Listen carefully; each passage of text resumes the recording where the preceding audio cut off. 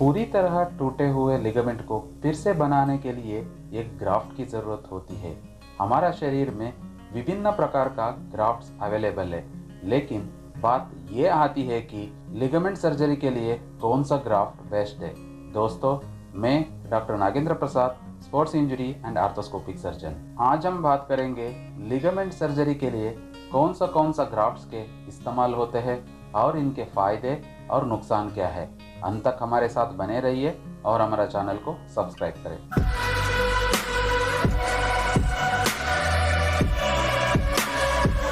Ligament surgery के लिए विभिन्न प्रकार के ग्राफ्ट्स का इस्तेमाल किया जाता है। मुझे बहुत सारे पेशेंट्स पूछते हैं कि सर्जरी के लिए कौन सा ग्राफ्ट बेस्ट है। लिगामेंट इंजरी किसी भी तरह की हो, नया लिगामेंट बनाने के लिए एक ग्राफ्ट की जरूरत होती है। कुछ टाइप की सर्जरी में 2 ग्राफ्ट्स की जरूरत होती है और कुछ टाइप में एक ही ग्राफ्ट काफी होता है। ACL सर्जरी में मेनली 2 तरह का ग्राफ्ट इस्तेमाल होता है, ऑटोग्राफ्ट और अल्लोग्राफ्ट। ऑटोग्राफ्ट जो है ये सबसे कॉमनली इस्तेमाल किया जाने वाला ग्राफ्ट है।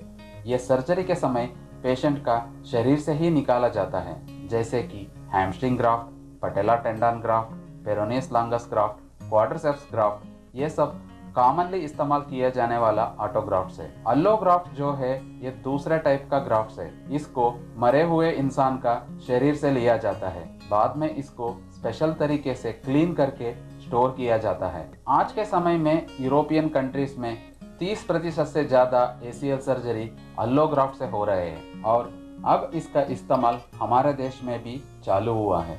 फिर भी हमारे देश में ACL सर्जरी के लिए सबसे ज़्यादा ऑटोग्राफ्ट्स का इस्तेमाल होता है, क्योंकि अल्लोग्राफ्ट्स बहुत महंगे हैं। अब हम बात करेंगे सबसे कॉमनली इस्तेमाल किए जाने वाले ऑटोग्राफ्ट्स के बारे में। इसमें पहला नंबर पर आता है बोन पटेला टेंडन ग्राफ्ट। आज से 15-20 साल पहले इस ग्राफ्ट को ज़्यादातर इस्तेमाल किया जाता था, क्योंकि इसमें हड्डी के साथ जुड़ने की ताकत बहुत ज़्यादा होती है। इसी कारण से रिकवरी भी जल्दी देखने को मिलता है। इसका मेन नुकसान के बारे में बात किया तो सर्जरी के बाद घुटने की आगे की तरफ दर्द रह सकता है और घुटना सीधा करने में भी परेशानी आ सकती है।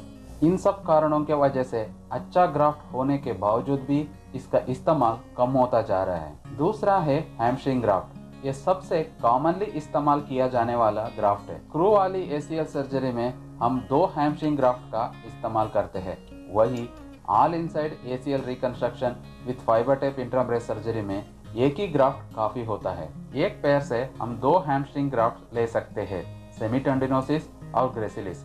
सेमीटेंडिनोसिस ग्रेसिलिस के तुलना में बहुत मोटा रहता है और इसको सबसे कॉमनली इस्तेमाल किया जाता है। Quadruple सेमीटेंडिनोसिस graft patella tendon graft से दुगना मजबूत है और इससे घुटने के आगे की तरफ दर्द नहीं होता है। इन सब कारणों की वजह से हैमस्ट्रिंग ग्राफ्ट को सबसे कॉमनली इस्तेमाल किया जाता है। तीसरा है पेरोनियस लॉन्गस ग्राफ्ट। ये आज के समय में कॉमनली इस्तेमाल हो रहा है। Mainly revision ACL surgery, multi ligament surgery और PCL सर्जरी में इसका इस्तेमाल करते हैं। ये भी हैमस्ट्रिंग के बराबर ही मजबूत है। चौथा है क्वाड्रिसेप्स ग्राफ्ट। ये सबसे कम इस्तेमाल होता है, लेकिन ग्राफ्ट के क्वालिटी के बारे में बात किया तो क्वाड्रिसेप्स ग्राफ्ट सबसे बेस्ट है।